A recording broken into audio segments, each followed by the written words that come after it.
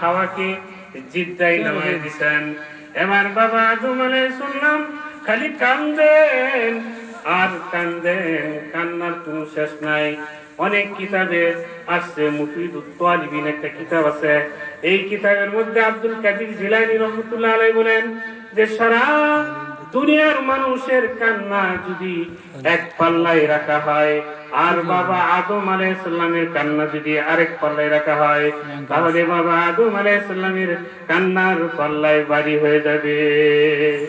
এত বেশি কাঁদছেন।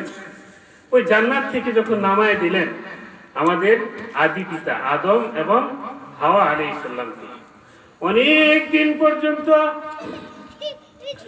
100 বছর নয়, 200 বছর নয়, 300 বছর, প্রায় 350 বছর পর্যন্ত কাঁদছেন আর আল্লাহর কাছে দোয়া করছেন, রব্বানা যালামনা আনফুসানা ওয়া ইল্লাম তাগফির লানা ওয়া তারহামনা লানাকুনান্না মিনাল খাসিরিন। এই দোয়া করছেন। বাবা আদম আলাইহিস সালামকে আল্লাহ এই দোয়া দিছিলেন। আর এই দোয়া এত বছর ঘুরে ঘুরে ঘুরে ঘুরে এই দোয়া করতেছেন, কিন্তু মা হাওয়া আলাইহিস সালামের সাথে সাক্ষাৎ হন নাই। মা হাওয়া আলাইহিস সালামের জায়গায় বাবা আদম আরেক জায়গা, দুইজনের সাথে কোনো সাক্ষাৎ নাই। আদম আলাইহিস সালাম বলেন, রব্বানা, ওগো আমার রব, ওগো আমাদের রব, যালামনা, আমি জুলুম করেছি, আনফুসানা, আমার নফসের উপর আমি জুলুম করেছি, ওয়া ইল্লাম তাগফির লানা, ওগো আল্লাহ, যদি আপনি আমাকে ক্ষমা না করেন, ওয়া তারহামনা, যদি আপনি রহম না করেন, লানাকুনান্না মিনাল খাসিরিন, তাহলে আমি অত্যাচারী জালিমদের মতো হয়ে যাব। এই বইলা বইলা দোয়া করতেছে। হঠাৎ করে বাবা আদম আলাইহিস সালাম মনে হয়ে গেছে, যখন আদম আলাইহিস সালামের মধ্যে রূহ দেওয়া হয়েছিল, যখন বাবা আদমের মধ্যে রূহ ঢুকানি হয়েছিল, যখন রূহ প্রবেশ করাইছেন, এমন সময় লোহে মাহফুজে তাকায় দেখেন আল্লাহর নামের সাথে একটা নাম, সেই নামটা হলো মুহাম্মাদুর রাসূলুল্লাহ সাল্লাল্লাহু আলাইহি ওয়াসাল্লাম। আল্লাহর নামের সাথে একটা নাম। হঠাৎ করে বাবা আদম আলাইহিস সালামের স্মরণ হয়ে গেছে যে আল্লাহর নামের সাথে একটা নাম আছিল। এবার আদম আলাইহিস সালাম 300 বছরের উপর খালি কাঁদছেন আর কাঁদছেন, মাপ পান নাই, মাপ পান নাই। যখন আমাদের নবী হযরত মুহাম্মদ সাল্লাল্লাহু আলাইহি ওয়াসাল্লামকে স্মরণ করে দোয়া করছে, ও আল্লাহ, তোমার নামের সাথে যে তোমার বন্ধু মুহাম্মাদুর রাসূলুল্লাহ সাল্লাল্লাহু আলাইহি ওয়াসাল্লাম, ওই নামের উসিলায় আমাকে ক্ষমা করে দাও। সুবহান আল্লাহ রাব্বুল আলামিন ডাক দিও, মুসা, তুমি যদি আরো আগে আমার বন্ধুর নাম নিয়ে দোয়া করতা, তাহলে আমি আল্লাহ আরো আগে তোমাকে ক্ষমা করে দিতাম। সুবহান। এই নবীর উম্মত আমরা, এই নবীর উম্মত। বাবা আদম আলাইহিস সালাম আমাদের নবীর নাম দেখায় আল্লাহর কাছ থেকে মাপ পাইছেন। তারপরে বাবা আদম আলাইহিস সালাম দুনিয়াতে ঘোরা শুরু করছেন, দুনিয়াতে সংসার শুরু করবেন। তারপরে আল্লাহ 2টা গরু দিছেন। কি দিছেন? 2টা গরু দিছেন হাল চাষ করার জন্য। জঙ্গলের কাঠ, জঙ্গলের ডালা বানায়া নাঙ্গল বানাইছেন। এবার গরুরে কয়, ডাইনে যা, বামে যা, সামনে যা, পিছনে যা, হাল চাষ করতেছে বাবা আদম। বাবা আদম হাল চাষ শুরু করছে।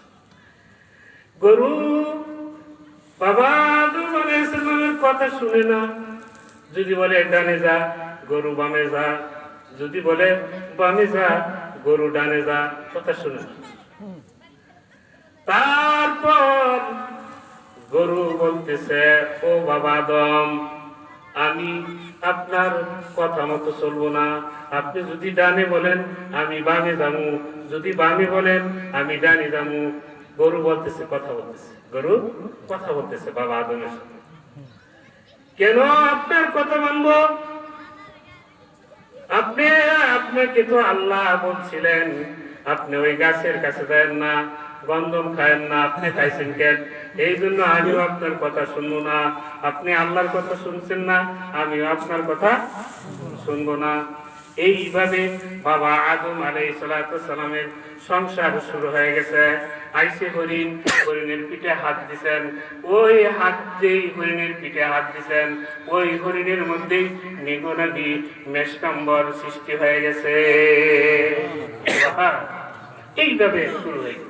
তাহলে বাবা আদম আলাইহিস সালাম আমাদের নবীর উসিলায় নাজাত পেয়ে গেছেন। আর একটু বলতেছি আমরা কেমন নবীর উম্মত। হযরত মূসা আলাইহিস সালাম তুর পাড়ে যাইতেন, আল্লাহর সাথে কথা বলতেন। একদিন হযরত মূসা পয়গম্বর আল্লাহকে ডাক দেয়া কয়, ওগো আল্লাহ, আপনার সাথে তো আমি কথা বলি। কে বলতেছেন? মূসা। একটু জোরে বলেন।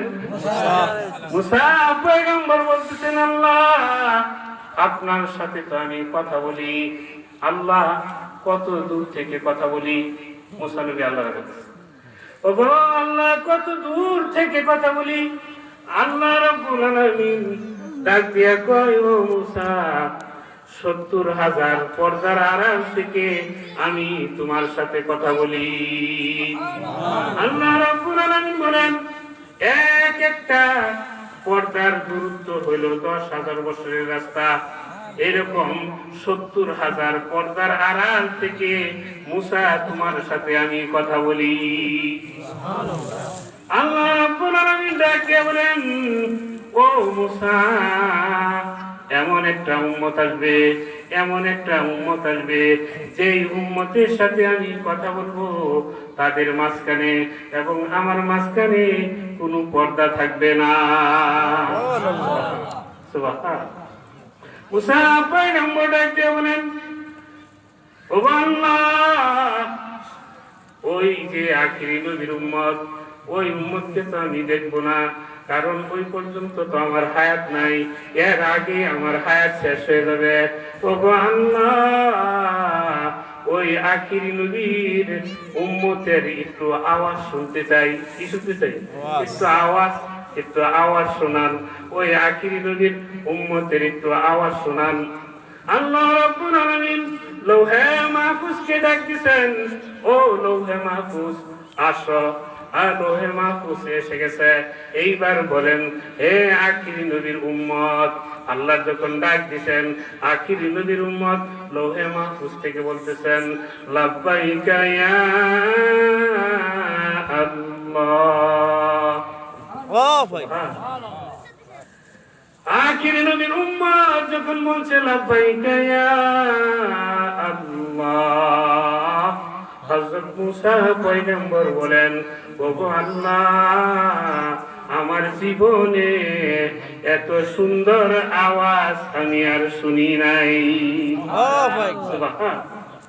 এই আখিরি নবীর উম্মত আমরা, এই আখিরি নবীর উম্মত হলাম আমরা। এই আখিরি নবীর উম্মত। আল্লাহ বলেন, লাকাদ মান্নাল্লাহু আলা